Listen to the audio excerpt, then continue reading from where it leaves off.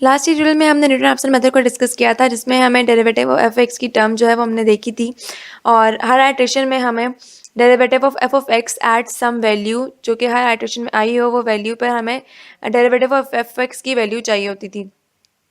अब फंक्शन का derivative find करना हम अगर खुद करना चाहें तो ये तो हमारे लिए आसान है कुछ फंक्शंस के लिए, क्योंकि कुछ फंक्शंस के डेरिवेटिव अब प्री डिफाइंड है।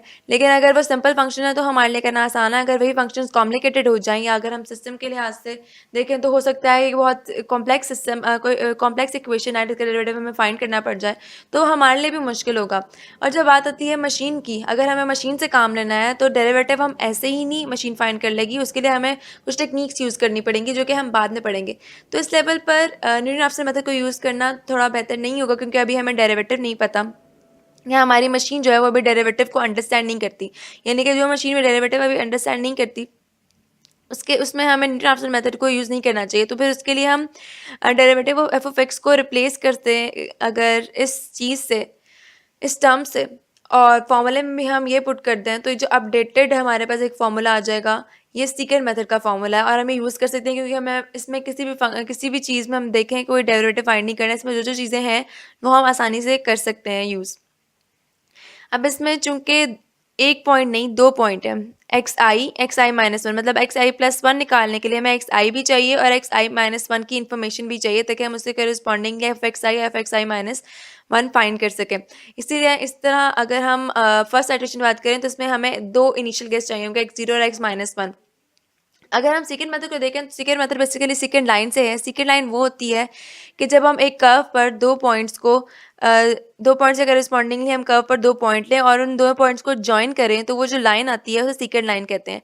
सेकेंड मेथड हम यही करते हैं। अगर हम फर्स्ट एडिशन की बात करें तो एक्स जीरो और एक्स माइनस वन के करस्पॉन्डिंगली हम दो पॉइंट्स लें, और उन दो पॉइंट्स को जब हम ज्वाइन करेंगे तो जो सेकेंड लाइन है जिस पॉइंट पर हमारे एक्स एक्सिस को कट करेगी, वो पॉइंट हमारी उस आइट्रेशन का एक्सपेक्टेड रूट होगा। क्या, चूंकि फर्स्ट आइट्रेशन है तो ये एक्स वन आया है। अब प्रीवियस आइट्रेशन में जो एक्स आई होता है वो नेक्स्ट आइट्रेशन का एक्स आई माइनस वन बन जाता है।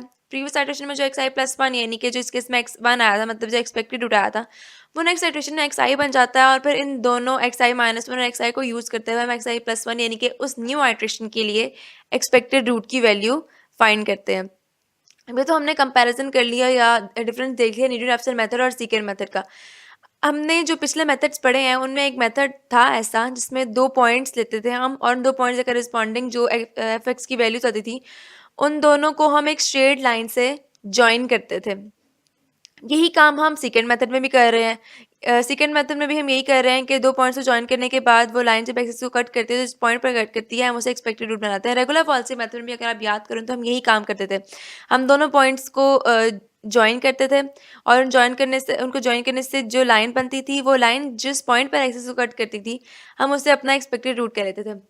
ये तो एक सिमिलैरिटी है रेगुलर फॉल्सी और सेकेंड में। तो इनमें डिफरेंस क्या है बेसिकली?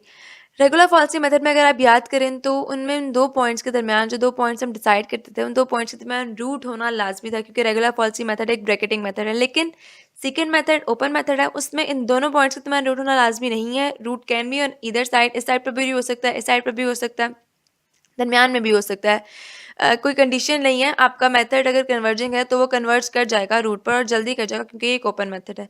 इसके अलावा एक जो दूसरा मेथड है वो ये कि दूसरा डिफरेंस जो है वो ये कि रेगुलर फॉल्सी मेथड एक ब्रैकेटिंग मेथड है। हमें पता है कि जो ब्रैकेट हमने चूज़ की है उसके दरमियान रूट है, और इस वजह से हमारा मेथड जो है वो कन्वर्ज करेगा ही करेगा। जो सेकेंड मेथड है उसमें चांसेस हैं कि हमारा मेथड जो है वो कन्वर्ज ना करे, बल्कि वो डाइवर्जिंग हो, जो कि बेसिकली डिफरेंट क्राइटेरियाज पर डिपेंड करता है। स्टॉपिंग क्राइटेरिया अगर हम देखें तो वो वही है कि प्रॉक्सिमेट एरर एक खास लिमिट से, एक खास परसेंटेज एरर जो हम डिफाइन करें उससे कम हो तो हम अपना फंक्शन जो है वो, अपना मेथड जो है वो स्टॉप कर दें, अपनी आइट्रेशन जो है वो स्टॉप कर दें।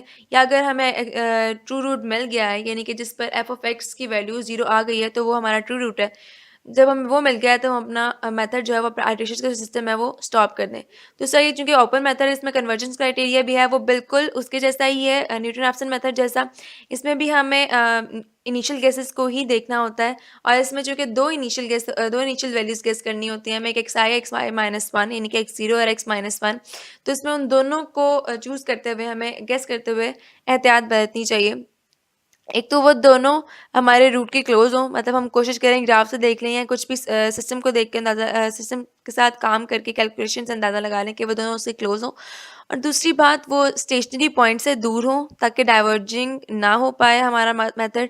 और एक जो तीसरी चीज़ है वो ये कि वो दोनों आपस में भी इतने क्लोज़ ना हो, मतलब उनका डिफरेंस थोड़ा तो ज़्यादा, क्योंकि वो दोनों बहुत क्लोज़ होंगे तो उनके करस्पॉन्डिंग जो एफ ऑफ एक्स की वैल्यूज़ हैं, एफ एक्स आई माइनस वन और एफ एक्स आई, वो सेम होने के चांसेस ज़्यादा हैं। और इस तरह हमारा जो ये डिनोमिनेटर है वो बहुत छोटा हो जाएगा, मतलब क्लोज टू ज़ीरो हो जाएगा, और फिर हमारी जो अब पूरी टर्म है डिनोमिनेटर छोटा होने की वजह से बहुत बड़ी हो जाएगी और चांसेस हैं कि हमारा मेथड जो है वो डाइवर्ज कर जाए।